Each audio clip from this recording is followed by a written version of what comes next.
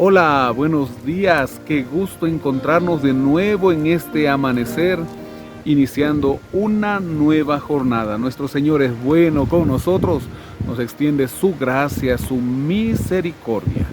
Recuerde compartir el enlace de este video, déjenos ahí su me gusta. También le invito para que juntos iniciemos en oración. Mi buen Dios y Padre, gracias por este día nuevo, gracias por la vida, por tus cuidados. Gracias porque nos amas. Estoy junto a mis amigos iniciando este momento de estudio. Queremos, Señor, recibir ese llamado y ese fervor misionero de tu Espíritu Santo. Ayúdanos a entender tu palabra y a ponerla en práctica. En el nombre de Jesús oramos. Amén. Amén. Hoy el capítulo número 16 del libro de los Hechos. Después llegó a Derbe y a Listra.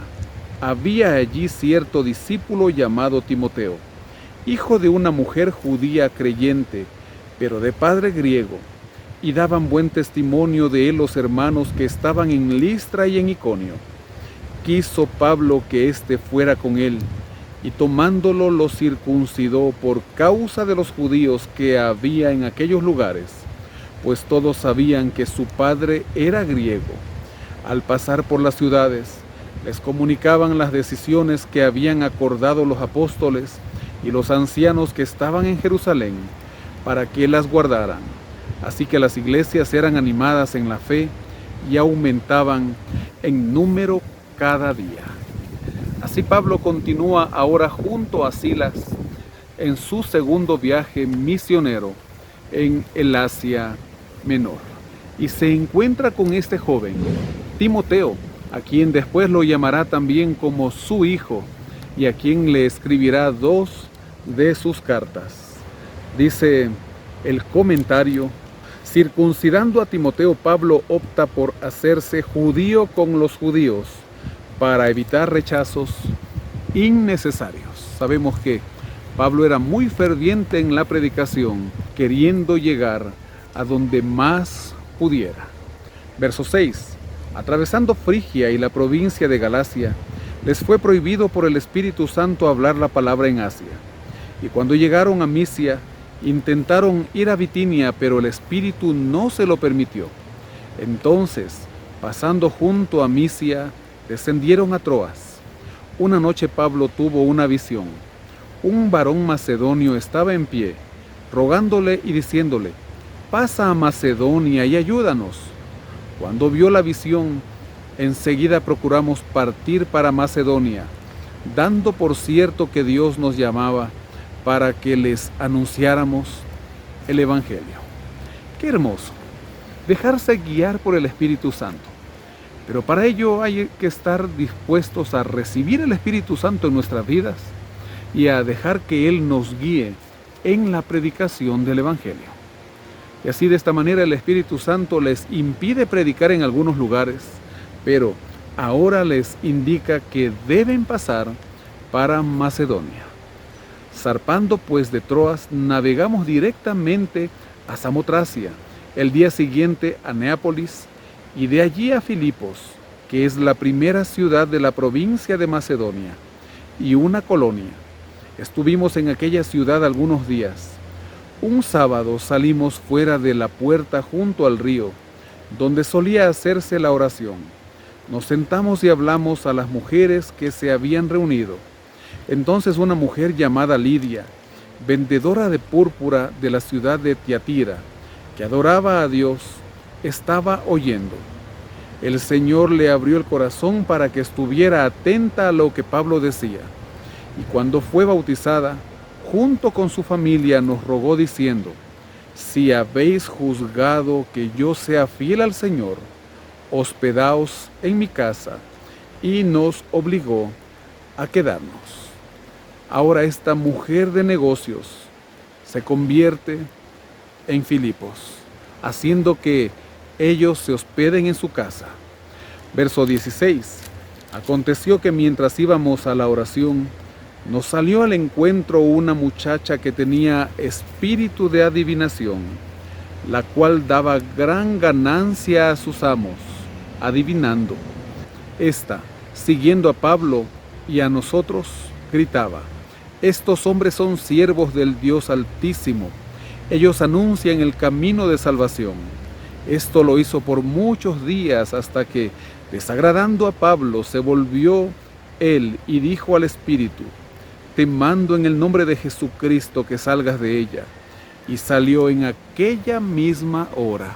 Esta, poseída por el demonio, daba grandes voces, diciéndole a la gente que estos eran siervos del Dios Altísimo. Lo hacía para molestar tanto a los apóstoles como a aquellos que escuchaban. Así que aquel día Pablo mandó que este espíritu salga de ella en el nombre de Jesucristo. Y así fue. Verso 19, pero al ver sus amos que había salido la esperanza de su ganancia, prendieron a Pablo y a Silas y los trajeron al foro ante las autoridades. Los presentaron a los magistrados y dijeron: estos hombres, siendo judíos, alborotan nuestra ciudad y enseñan costumbres que no nos es lícito recibir ni hacer, pues somos romanos. Entonces se agolpó el pueblo contra ellos, y los magistrados, rasgándoles las ropas, ordenaron azotarlos con varas. Después de haberlos azotado mucho, los echaron en la cárcel, mandando al carcelero que los guardara con seguridad, el cual, al recibir esta orden, los metió en el calabozo de más adentro y les aseguró los pies en el cepo. Ahora encontraban oposición ahí en Filipos, empezando por aquellos amos de esta endemoniada, los magistrados y el pueblo. Después de haber sido mucho azotados, dice el texto, ahora son puestos en la cárcel y el carcelero los pone en el calabozo de más adentro. Antes las mazmorras iban hacia adentro, en lo más profundo, ahí en la oscuridad, en aquella suciedad quizás, en donde habían ratas. Ellos fueron puestos y amarrados en el cepo, que era una cadena con unos grilletes grandes de hierro, y luego puestos y asegurados con candados. Verso 25, pero a medianoche, orando Pablo y Silas, cantaban himnos a Dios y los presos los oían. Solamente el poder de Dios puede hacer que aún en las circunstancias adversas nosotros cantemos, que estemos felices. Nunca olvidemos que la felicidad no es circunstancial, sino la felicidad está en la persona de Jesucristo viviendo nuestras vidas. Y así estos cantaban. Verso 26, entonces sobrevino de repente un gran terremoto, de tal manera que los cimientos de la cárcel se sacudían, y al instante se abrieron todas las puertas, y las cadenas de todos se soltaron. Se despertó el carcelero, y al ver abiertas las puertas de la cárcel, sacó la espada y se iba a matar, pensando que los presos habían huido. Pero Pablo le gritó: no te hagas ningún mal, pues todos estamos aquí.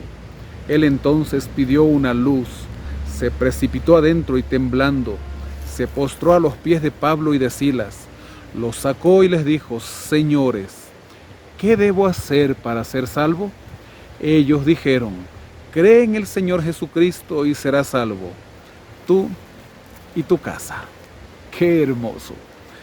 Los presos escuchaban que ellos cantaban. Por eso, cuando todos son sueltos por el poder del Espíritu Santo de aquellas cadenas, todos siguen ahí, maravillados por el testimonio de estos discípulos, apóstoles de Cristo.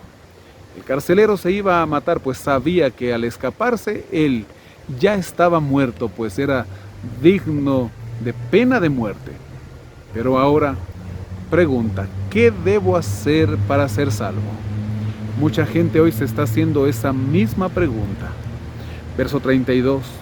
Y le hablaron la palabra del Señor a él y a todos los que estaban en su casa. Él, tomándolos en aquella misma hora de la noche, les lavó las heridas y enseguida se bautizó con todos los suyos. Luego los llevó a casa, les puso la mesa y se regocijó con toda su casa de haber creído a Dios. Cuando fue de día, los magistrados enviaron guardias a decir: suelta a esos hombres. El carcelero hizo saber estas palabras a Pablo: los magistrados han mandado a decir que se os suelte, así que ahora salid y marchaos en paz. Pero Pablo le dijo: después de azotarnos públicamente sin sentencia judicial y siendo ciudadanos romanos, nos echaron en la cárcel y ahora nos liberan encubiertamente.